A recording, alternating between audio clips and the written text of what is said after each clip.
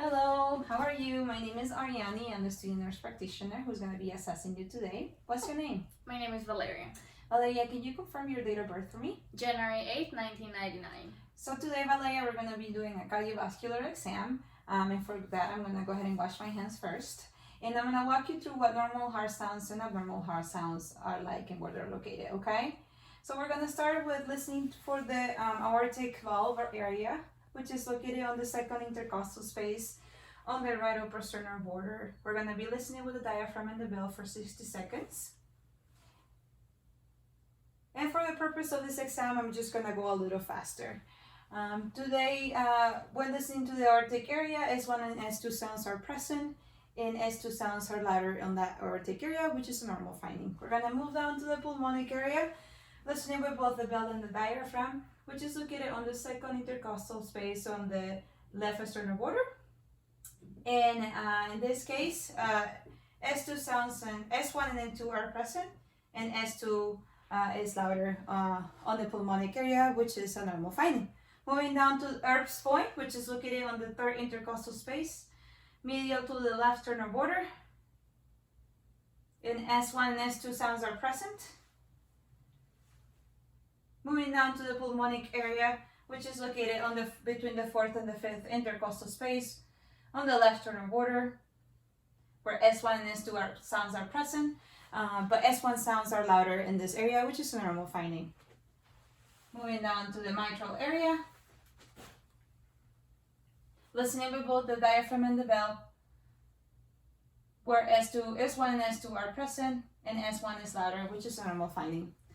Moving down to abnormal heart sounds, we're gonna be describing murmurs, rubs, and for that, usually when we try and listen for murmurs, it's best to listen to them and by asking the patient to take a deep breath in and then out. Usually right-sided heart murmurs are coming from the tricuspid and pulmonic area, which are rare but found, and they're usually heard best on when the patient takes a deep breath. And then when the patient exhales, it is when we can hear left-sided murmurs, which come from the mitral area. So we're gonna go ahead and listen for aortic regurgitation, which is when we auscultate with the diaphragm on the lower left sternal border, basically where the tricuspid valve is, on the fourth and fifth intercostal space. So I'm listening for a soft blowing, early diastolic decrescendo murmur. And for that, we ask the patient to lean forward. So Valeria, can you please lean forward for me? And we're gonna be listening in the tricuspid area. All right, take a deep breath and then exhale and then hold it. Thank you. In this case, there is no aortic regurgitation, which is a normal finding. Staying in the same position and location, we are going to be listening for rubs as well, which is also with the patient leaning forward. I'm going to go on the tricuspid area and listen for rubs, which tend to be harsh sounds. In this case, Valeria has normal S1 and S2 sounds and no signs of rubs, which tends to be indicative of pericarditis. We're going to be moving down to the other murmurs. So we're going to be doing listening for mitral regurgitation, and I'm going to be having you just kind of sit up again. Thank you so much. And then listen with the diaphragm of the stethoscope to the mitral area, which in this case, the murmur sounds like a blowing panasystolic murmur. And it's classically radiating, or it can classically be heard on the axilla area. So we're gonna go ahead and listen for it with the diaphragm on the mitral area. Go ahead and take a deep breath and then exhale and then hold it. Thank you. In this case, Valeria has no mitral regurgitation, which is a normal finding. Now I'm gonna ask you to lay on the left side, and we're gonna be listening for mitral stenosis.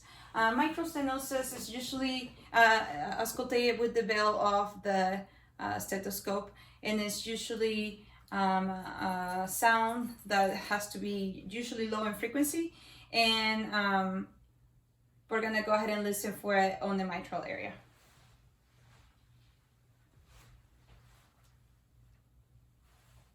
All right, Valeria, take a deep breath and then out, and then hold it. Thank you so much. In this case, I wasn't able to hear any mitral stenosis, which is a normal finding for Valeria. So when trying to identify S3 and S4 sounds, it is best that the patient is laying on the left side. That's how they're usually auscultated. And we listen for the tricuspid and mitral area, also with the bell of the stethoscopes. And it tends to be, or it's best if we do the listening with light pressure, okay?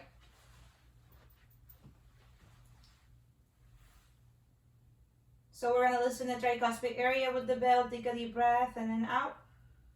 And then hold it.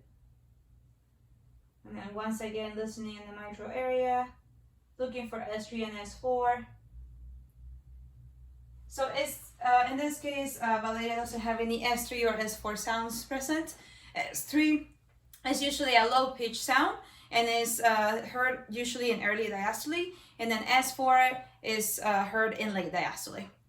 And then one last thing will be, I'm gonna ask you to lay flat. And then we're gonna be looking for aortic stenosis, and we're gonna be listening with the diaphragm of the stethoscope on the aortic area. We're listening for a harsh sound. Go ahead and take a deep breath. And then out. And hold it. So in this case, I didn't listen or I didn't hear any harsh sounds, which means Valeria has normal findings. Thank you so much for letting me do this assessment on you, Valeria, okay? Thank you. Thank you.